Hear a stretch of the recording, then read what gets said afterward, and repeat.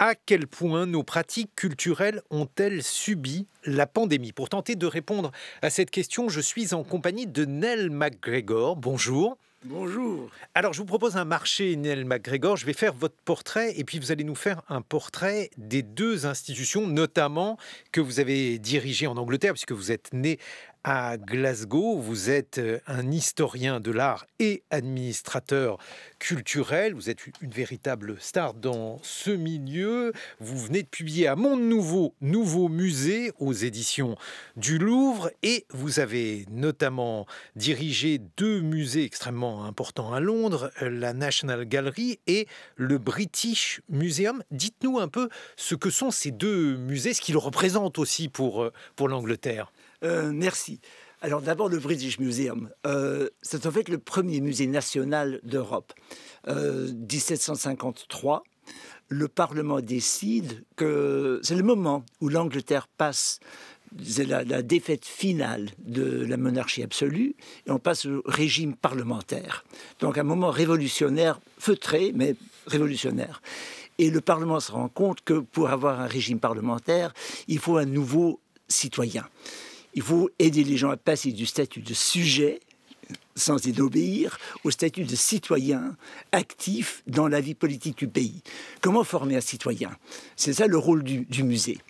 Et on crée donc un musée où il y a d'abord une bibliothèque énorme pour que le citoyen puisse se renseigner. Il s'agit du citoyen à l'époque, bien sûr, et d'une collection provenant du monde entier, qui concerne surtout d'abord l'histoire naturelle, mais les coutumes, les religions du monde. Puisque ce qui change en Europe au XVIIIe siècle, c'est que pour la première fois, on peut être en contact avec le monde entier, grâce à la marine marchande, grâce à cette expansion commerciale.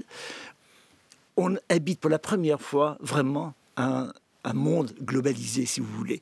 Donc, la collection du British Museum est ouverte à, les mots anglais sont « all curious and studious persons », tous ceux qui sont curieux ou érudits.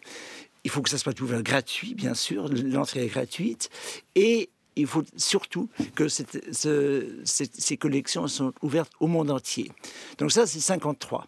C'est le moment où on change de statut politique, si vous voulez. Mais ce qui manque au British Museum sont les peintures. C'est un lieu de renseignement, d'information. Et il n'y a pas de collection publique de peinture. Il y a la collection royale, comme partout en Europe, mais c'est la collection royale.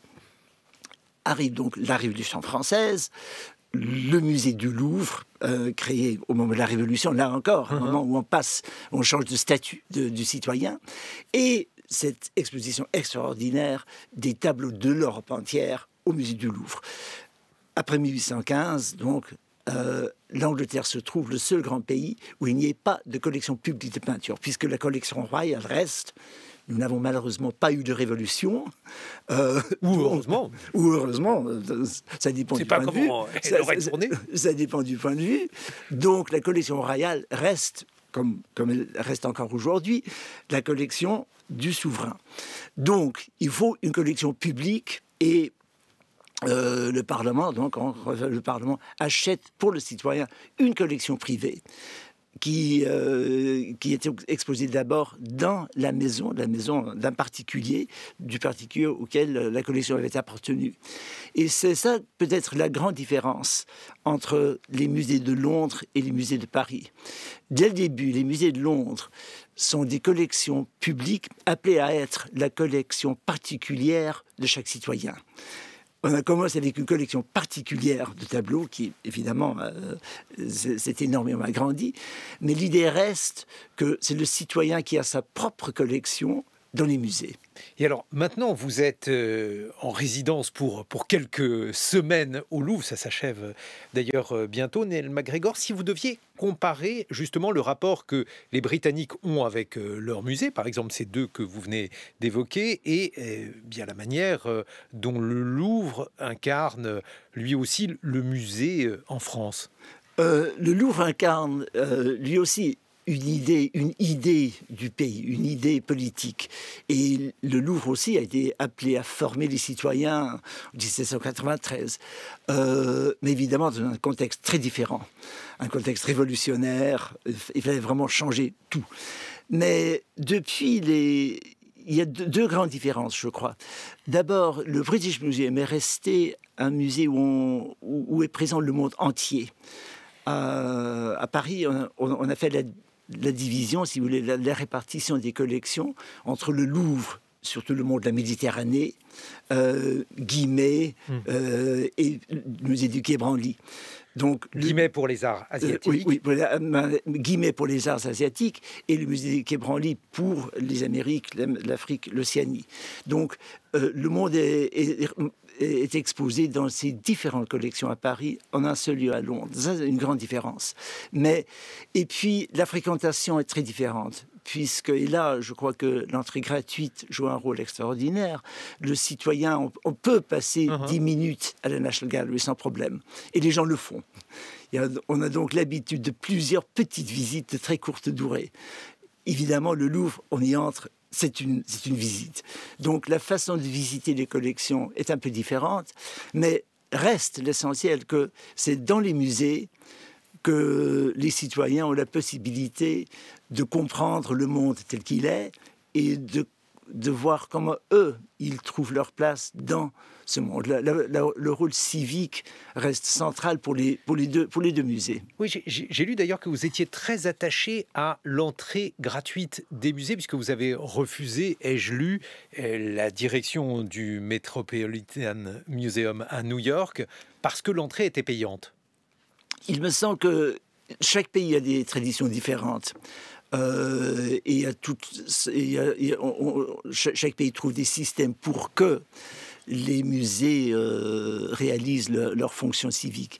Mais chez nous, la tradition est très forte. Et il me semble important, justement pour cette raison, que ça permet une autre fréquentation, les visites répétées, puisque les collections de nos musées sont tellement riches. Il faut revenir.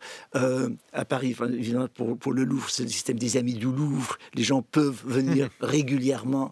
Donc, on trouve des façons d'arriver au même résultat, puisque ce sont les visites répétées qui comptent. Enfin, on trouvait, parce qu'il nous est arrivé un événement inédit, en tout cas depuis que les musées ont ce statut-là, Neil MacGregor, et cet événement inédit, c'est la pandémie. Alors, elle a bouleversé à la fois notre rapport à la culture et plus précisément notre capacité d'être dans les musées, la fréquentation des musées, puisque ces musées, et j'imagine que c'est le cas aussi à Londres avec le British Museum, ont été largement fréquentés par des touristes étrangers, et pendant de longs mois, eh bien, ça n'a pas plus été le cas.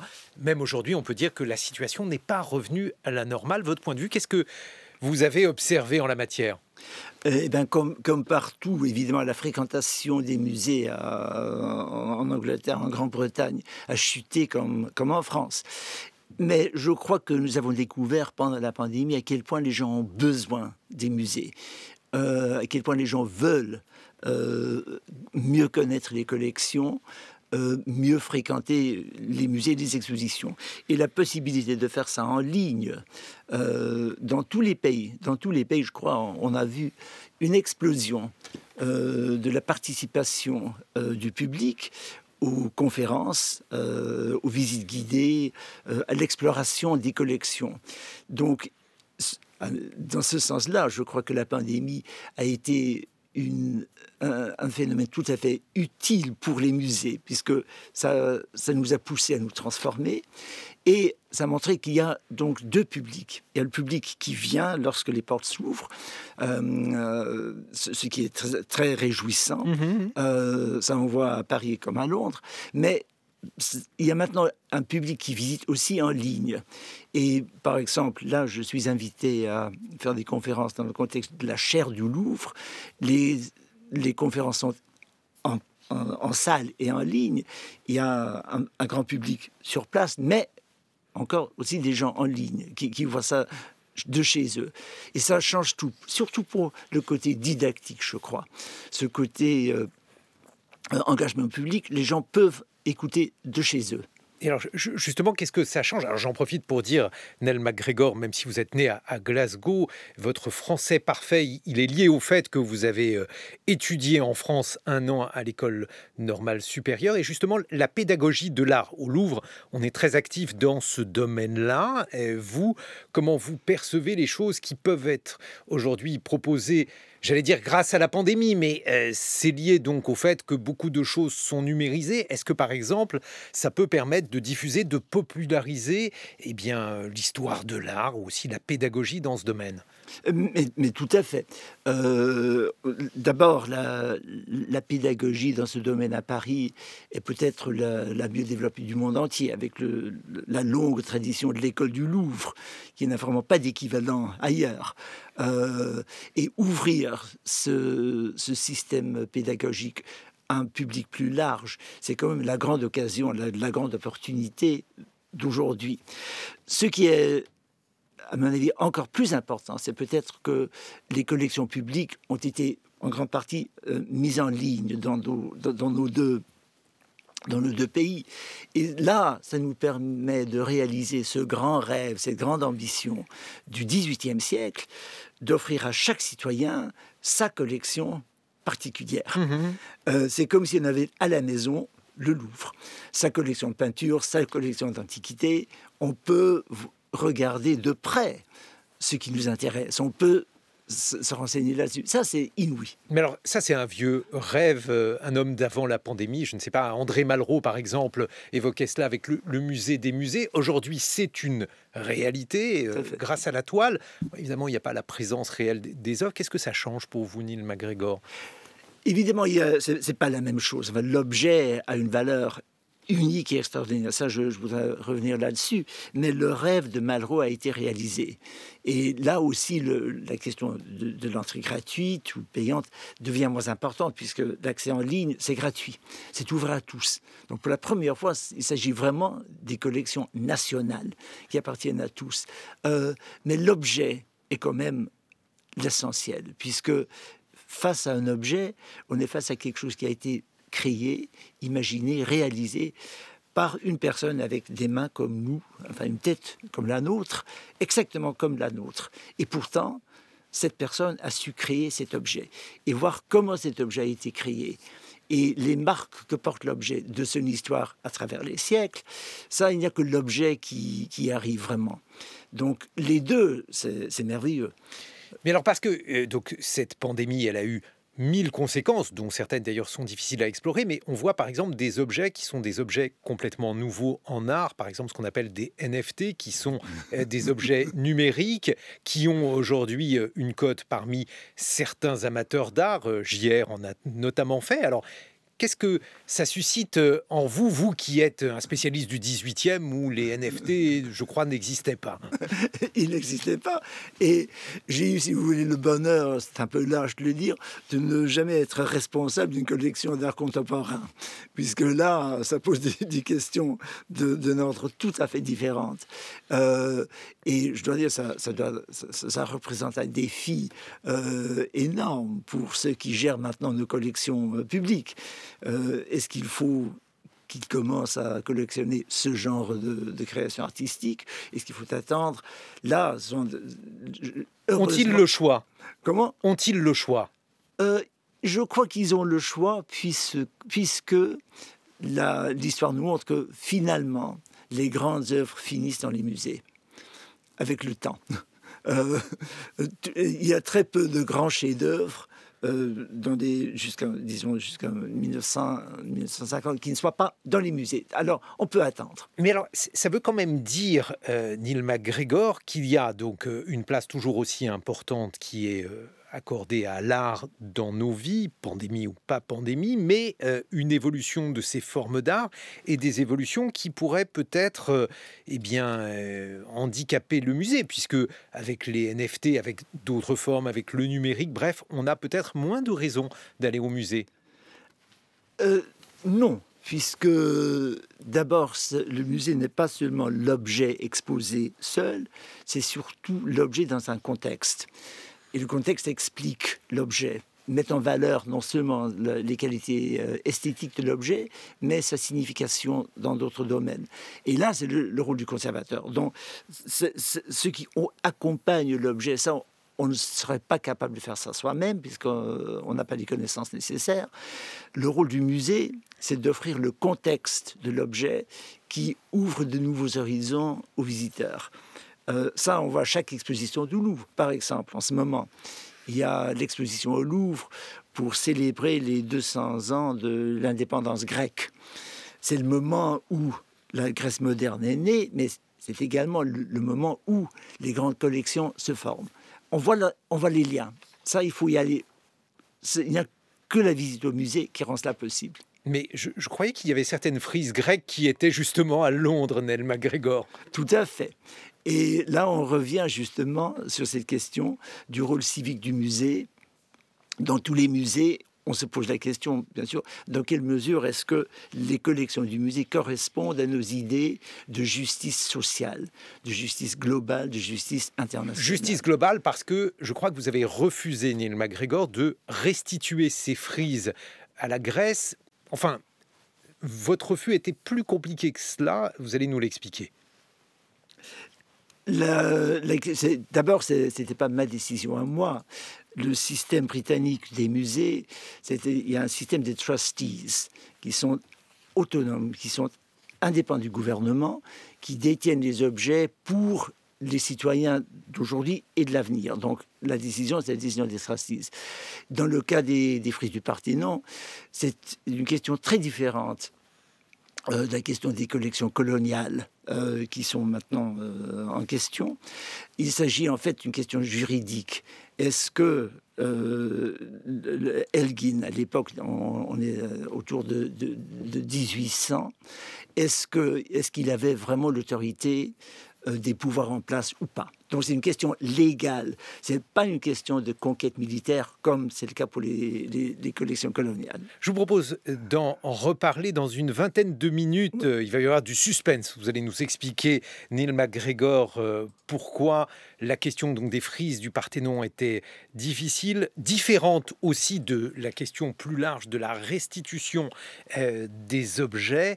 Et vous serez rejoint par un sociologue, Philippe Coulangeon. Il publie Culture de masse et société de classe, le goût de l'altérité aux presses universitaires de France, tandis que vous publiez un Monde nouveau, nouveau musée aux éditions du Louvre. 8h sur France Culture.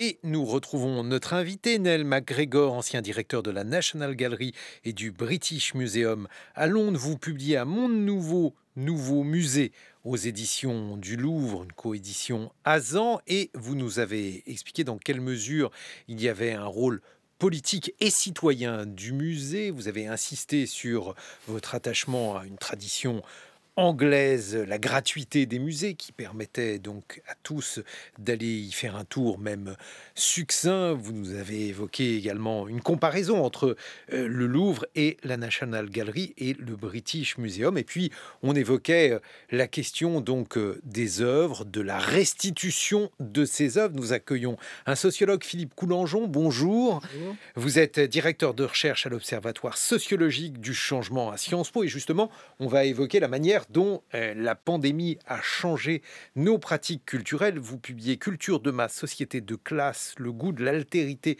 aux presses universitaires de France. Mais tout d'abord, Nell MacGregor, il faut que vous acheviez votre raisonnement sur la question de la restitution des œuvres. Oui, merci. Je crois qu'il s'agit ici, en fait, de la notion du récit national, du récit qu'est-ce qu'on se raconte sur sa propre histoire et quels sont les objets qui symbolisent les étapes, les notions centrales de notre histoire collective. Chaque pays, chaque État a besoin de son récit. Et il me semble qu'il faut situer le débat actuel sur les restitutions dans cette notion de récit national, puisque notre récit national entre des pays européens est en train d'évoluer, de changer. Évidemment, les récits nationaux des pays africains surtout, mais non seulement africains, lui aussi est en train de changer. Et c'est dans ce contexte que je crois qu'on voit dans la place publique, où on raconte l'histoire à travers les monuments, dans les musées, il est tout à fait normal que ce débat devient plus aigu et plus visible. Ça a toujours été le cas. Et alors, juste pour en terminer avec les frises du Parthénon qui sont à Londres, vous n'étiez pas prêt à les restituer, vous et le trustee et le gouvernement anglais, vous n'étiez pas prêt à les restituer, vous étiez prêt à les prêter. Oui, enfin, les trustees du British Museum croient que l'acquisition était légale à l'époque, donc on était prêt à les prêter. Mais on comprend bien que pour les Grecs, ces objets sont devenus partie intégrante de leur récit national. Donc, ça revêt pour la Grèce une importance très, très centrale. Ça, c'est pas difficile à comprendre. Votre réaction, Philippe Coulangeon, à ce type de débat? Alors, ils ne sont pas directement liés à la pandémie, mais eh bien, on va dire qu'ils se sont encore accentués durant les derniers mois. Oui, alors je crois que cette question de la restitution des œuvres que vous venez d'évoquer, elle évoque à l'échelle géopolitique des relations entre les nations une question qui se pose plus largement à l'intérieur même des sociétés, dans les relations qui peuvent exister entre différentes catégories de population et différentes catégories de répertoire culturel. Je crois que dans une société dans laquelle l'accès à la diversité culturelle est devenu un marqueur social et un marqueur culturel assez fort.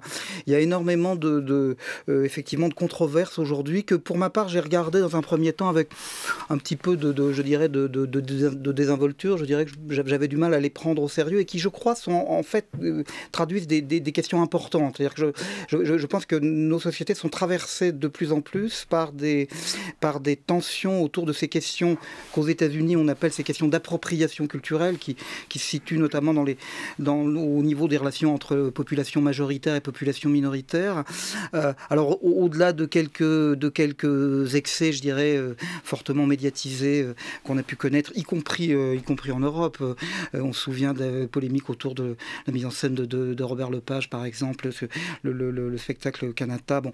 Mais je pense qu'au-delà de ces épisodes un peu spectaculaires, je pense qu'il y a effectivement une question plus large de la manière dont la culture est devenue peut-être un enjeu de pouvoir. Alors, parfois un enjeu de pouvoir économique, parce que la question de la restitution des œuvres, c'est aussi une question économique, il faut pas le nier, mais aussi un enjeu de pouvoir symbolique plus largement. Alors, je pense que dans le contexte et qui a été un peu accéléré par la pandémie de la numérisation des contenus, je pense que la question se pose quand même un peu différemment. Parce que ce qui caractérise, je pense quand même de plus en plus l'époque, c'est que les œuvres tendent, du fait de la dématérialisation et de la numérisation, tendent à devenir ce que les économistes appellent des biens non rivaux. C'est-à-dire qu'au fond, ce que consomme A n'affecte pas ce que consomme B, d'une certaine façon. Donc, je pense qu'on ne peut pas poser la question de la restitution des œuvres uniques de ce point de vue-là, de la même façon que la question des rapports symboliques entre les différents types de répertoires culturels. Nell MacGregor, il y a une autre question, toujours dans les derniers mois, et cette question, elle s'accentue encore. C'est la question, donc, non pas de restituer, mais de remiser. Et alors là, c'est plutôt les statuts. Il y a encore eu une polémique récente en France à ce sujet. Une ancienne ministre, Ramayad, a dit qu'elle se sentait mal à l'aise face à certaines statues, comme par exemple la statue de Colbert. Votre point de vue, puisque la question, elle se pose évidemment avec autant d'acuité en Angleterre. Oui, c'est une question absolument globale et ça revient, ça nous ramène à la question que vous venez d'évoquer. Est-ce que les minorités trouvent leur place dans le récit qu'on offre dans la place publique?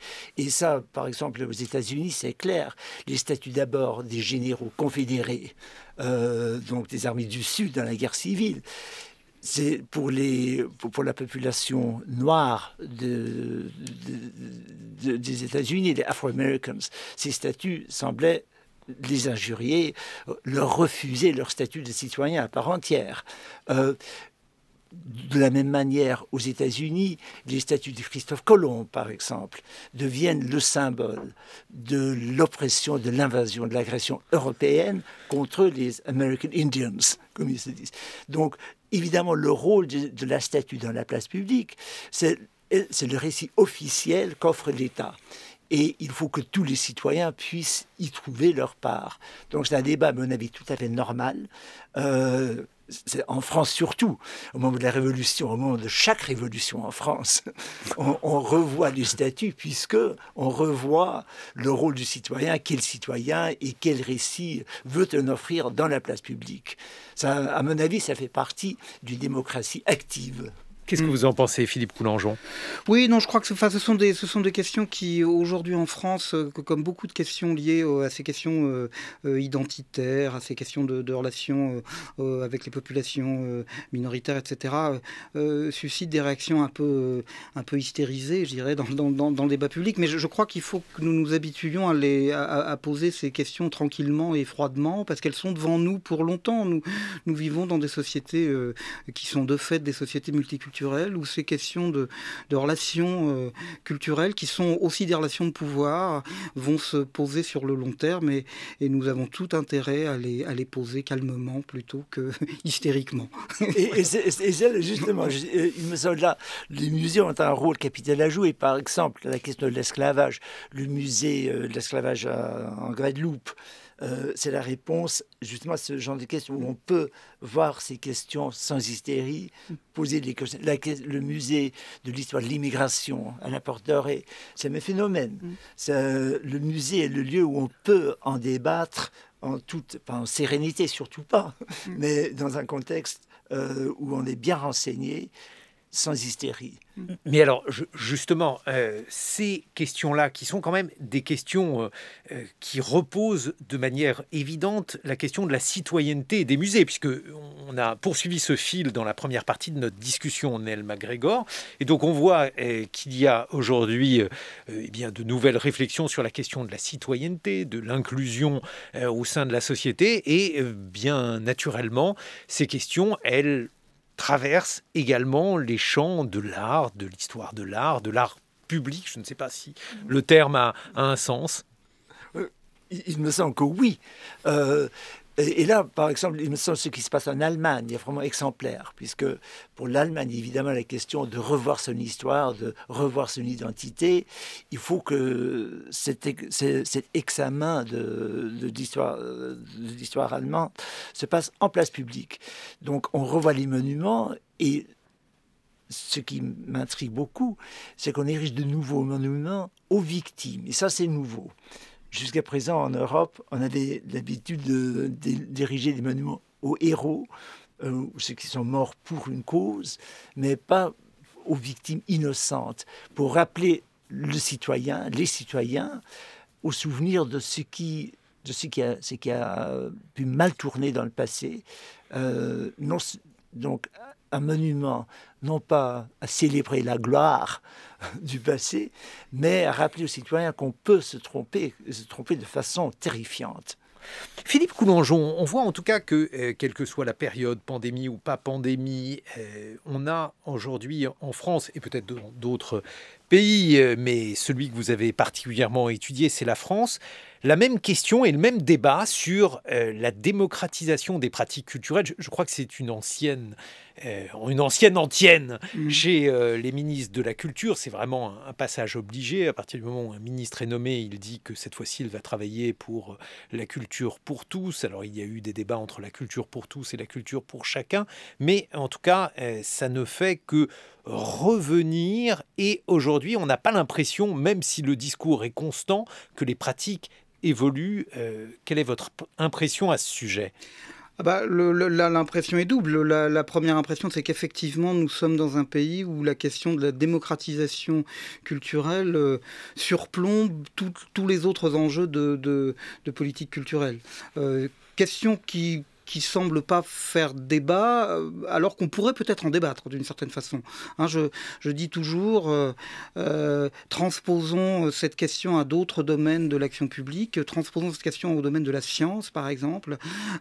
L'objectif d'une politique scientifique ne peut pas être uniquement gouverné par l'objectif de démocratisation de l'accès à la science. C'est bien entendu un objectif politique tout à fait louable et que nous pouvons souhaiter, mais on peut pas en faire l'alpha et l'oméga médias d'une politique scientifique. On a parfois l'impression que, par une certaine paresse intellectuelle, les politiques culturelles sont uniquement déterminées par cet objectif, encore une fois éminemment louable et auquel j'adhère bien entendu, mais nous savons bien, et vous le savez mieux que moi, de par les fonctions que vous avez exercées, que l'action publique en matière culturelle, c'est aussi un travail scientifique, d'archivage, de conservation, de travail pour la postérité aussi, lorsqu'il s'agit de soutenir des domaines de création qui ne rencontrent pas immédiatement un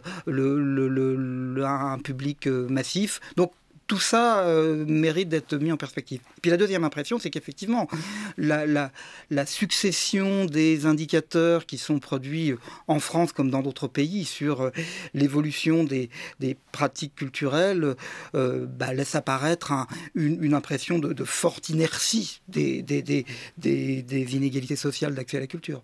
Et ça, est-ce que ça se résorbe? Alors je sais que c'est une question simple et que la réponse tient dans des bibliothèques, mais est-ce que vous avez l'impression que l'écart se réduit ou pas, Philippe Coulangeon? Alors, on vit une période un peu paradoxale de ce point de vue-là, et je dirais que la période post-pandémie, notamment en France, a donné lieu à beaucoup d'actes de communication qui relèvent, à mon avis, un peu du vœu pieux sur l'idée que cette période de confinement avait été une période de retour sur soi, où chacun avait découvert des trésors de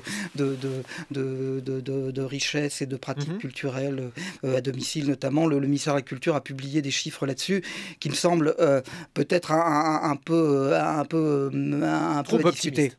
Oui, peut-être un peu optimiste, basé sur une définition quand même extrêmement inclusive de la culture, qui ne me pose pas de problème en tant qu'observateur, en tant que sociologue de ces questions-là, mais je dirais que du point de vue des acteurs de la politique publique, ça peut poser quand même un petit problème. Au fond, constater que pendant la pandémie, pendant le confinement, les Français ont regardé beaucoup de vidéos sur Internet et à la télévision. Je ne suis pas forcément certain que ce soit signe d'autre chose que d'une espèce de moment de panique qui nous a tous pris et où on a tous regardé fébrilement tout un tas de vidéos sur la virologie et ces choses-là. Donc bon, non, plaisanterie mise à part, on vit une période, je crois, un peu paradoxale, en ce sens que sur certaines pratiques culturelles, notamment les plus exigeantes, c'est très net au niveau de l'évolution des pratiques de lecture. Nous vivons une réduction des écarts observés liés au fait que les catégories sociales qui étaient les plus intensément pratiquantes tendent à être moins pratiquantes qu'elles ne l'étaient par le passé. Les chiffres sur la lecture sont tout à fait spectaculaires de ce point de vue-là. Les catégories supérieures, les catégories les plus diplômées sont aujourd'hui comme hier celles qui lisent le plus dans nos sociétés. Mais l'écart avec les autres catégories de population se réduit, car la lecture recule dans toutes les catégories de population, et elle recule relativement davantage dans ces catégories-là. Donc, tenir ce type d'évolution comme le signe extrêmement encourageant d'une démocratisation me laisse un peu perplexe. C'est ce qu'on appelle une démocratisation par le bas, si je vous suis. Oui, je me méfie de la connotation de cette idée de démocratisation par le bas, mais disons qu'on peut pas, en tout cas je pense qu'on peut pas s'appuyer sur ce genre de constat pour parler de démocratisation. Neil MacGregor, en Angleterre, qu'en est-il? Alors, vous avez un ministre de la Culture, mais peut-être que celui-ci a moins de prestige que le poste en France. Racontez-nous. Oui, puisque en Angleterre, on a une tradition qui veut que la culture permette aux citoyens de s'opposer au pouvoir. Donc, le pouvoir politique va permettre la culture, l'encourager même, mais jamais la gérer. Donc, le rôle d'un ministre de la Culture en Grande-Bretagne est très, très différent, puisque les grandes institutions culturelles britanniques sont autonomes, indépendantes du gouvernement. Mais l'engagement public dans la culture, là, je ne suis pas tout à fait d'accord avec Philippe Coulangeau, je suis peut-être plus optimiste. Il me semble qu'au cours de cette année que nous venons de vivre ensemble, il y a un niveau d'engagement, un nouveau niveau d'engagement vraiment sérieux avec certains aspects de la culture, surtout dans le domaine des musées. La fréquentation numérique, si vous voulez, des musées a énormément augmenté. Et non seulement chez les classes les plus instruites. Et là, il me semble que ça offre des possibilités, non seulement de développer, mais la formation aussi de réseaux de visiteurs. Chose qui est possible en ligne, qui n'était pas visiblement sur le terrain, ce n'est pas possible. Il y a de nouvelles communautés de visiteurs de musées, de véritables communautés en ligne, et ça c'est très important pour l'avenir. Mais alors, parce qu'il y a une sorte de règle, alors elle est largement débattue, hein, Philippe Coulangeon, qui consiste à dire qu'à chaque fois qu'il y a une démocratisation dans le domaine culturel, il y a des effets d'aubaine, c'est-à-dire que finalement on permet aux personnes qui sont les plus cultivées, qui fréquentent le plus les endroits de culture, donc le musée, l'opéra, etc., d'y aller, alors que on voudrait que ceux qui n'y vont pas habituellement y aillent, et ça n'arrive pas. Là aussi, question simple et vaste réponse, j'imagine. Oui, non, mais sur ces questions du rôle du numérique que vous venez d'évoquer, non, je ne nie pas du tout hein, que les outils numériques peuvent être des outils de démocratisation et peuvent aider à répondre à la question que vous venez de poser, Guillaume Erner, sur au fond les leviers que l'on peut actionner pour amener des publics qui ne sont pas présents. Mais est-ce qu'on assiste à ça, ou bien est-ce que le succès de ces différentes mesures est plus mitigé ? Alors, je pense que la question se pose dans des termes différents selon les domaines culturels. Je pense qu'il y a des domaines culturels qui sont, je dirais, structurellement condamnés, si je puis dire, à conquérir de nouveaux publics. L'économie du secteur culturel est une économie qui est fragile. Hein, on connaît tous ça. Tous les acteurs du secteur culturel connaissent la loi sinistre des économistes Baumol et Bowen, hein, qui nous ont montré il y a fort longtemps que nous sommes dans des secteurs d'activité sans gain de productivité et par conséquent qui sont condamnés par effet de rattrapage avec le reste de la société à une envolée des coûts. Donc il faut jamais négliger le fait que derrière cette question de la démocratisation, derrière l'ambition politique autonome de démocratisation, il y a aussi une pression structurelle à la recherche de nouveaux publics parce que la survie d'un certain nombre de secteurs en dépend. Donc je dirais que cette question-là, elle se pose quand même assez différemment dans des secteurs qui continuent à être en expansion. C'est très clairement le cas des musées. Il y a un peu une exception des musées quand même dans le domaine culturel où c'est quand même effectivement un domaine où l'extension des publics un peu partout dans le monde. Alors, par le biais de l'entrée dans une forme d'économie, de l'événementiel, etc. Peut-être on peut discuter de tout un tas de choses, mais il n'empêche qu'il y a des résultats. Bon, il y a des secteurs où c'est pas du tout ce qu'on observe. Par exemple, des secteurs, dans le spectacle vivant, il y a des domaines qui sont soumis à des évolutions générationnelles qui sont extrêmement inquiétantes du point de vue des acteurs de ces domaines. Je veux dire, on se souvient des polémiques qui ont entouré la construction et l'ouverture de la Philharmonie de Paris, par exemple, en disant mais est-ce que cette salle, on arrivera à la remplir dans 30 ou 40 ans ? Quand on regarde l'évolution de l'âge moyen du public des concerts de musique classique en France, il n'y a pas de quoi être optimiste. Et personnellement, je m'en réjouis pas. Je suis un mélomane convaincu, si je puis dire. Mais il n'empêche que la question de la survie se pose vraiment pour certains secteurs dans lesquels le renouvellement générationnel ne se produit pas. Donc je pense que, là encore, je reviens à cette question de la centralité de la démocratisation. Dans certains secteurs, on est aussi face à un problème de survie. Et ça ne se produit pas, et tant mieux, Nell MacGregor, pour les musées, y compris pour les musées, puisque vous êtes spécialiste de la peinture du XVIIIe siècle. C'est une peinture qui a toujours autant de succès. Alors, il y a des modes, bien sûr, dans la peinture et dans ce que le public veut voir, mais on n'a pas l'impression qu'il y ait un décalage si grand avec la peinture que dans d'autres domaines tels que Philippe Coulangeon vient de l'évoquer. Non, pas tout à fait. Je suis tout à fait d'accord avec Philippe Coulangeon que les musées ont juste un moment extraordinaire. Il y a des choses qu'on ne peut dire qu'en français. Je dois dire votre phrase, que les musées soient structurellement condamnés à conquérir de nouveaux publics, indisibles en anglais, mais c'est une vérité qui me réjouit. Et en fait, c'est le cas, et ça sur toutes les époques, puisque vous avez évoqué le problème de la musique classique, mais il semble que dans les musées, l'Antiquité, enfin, le Moyen-Âge, ça aussi, ça peut attirer un très grand public. Alors, je crois qu'on se trouve en fait dans cette question de présenter l'histoire, la totalité de l'histoire au public. On se trouve maintenant dans une situation très heureuse. Très heureuse parce que justement il y a effectivement une permanence de certaines pratiques culturelles et puis une conquête aussi sur de nouveaux publics.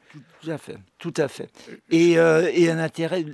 Je crois que la pandémie nous a peut-être appris à nous tous qu'on vit vraiment dans un monde uni, dans un seul monde, un monde hyper connecté. Enfin, le virus en est la preuve suprême, si vous voulez. Et je crois donc que l'intérêt qu'on porte aux autres cultures, aux cultures du monde entier, ça attire un public toujours plus grand et toujours plus intéressé. Un mot de conclusion à cet égard, Philippe Coulangeon. Je crois que dans toute notre conversation, il y a quand même un absent qui me paraît important sur toutes ces questions, c'est l'école.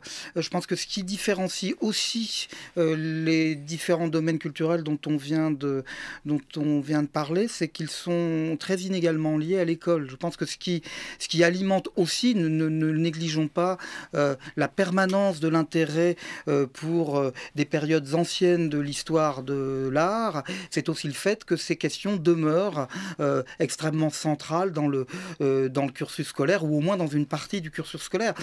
Tous les domaines de la création et de l'expression artistique ne sont pas logés à la même enseigne de ce point de vue-là. Un mot de conclusion, Nell MacGregor.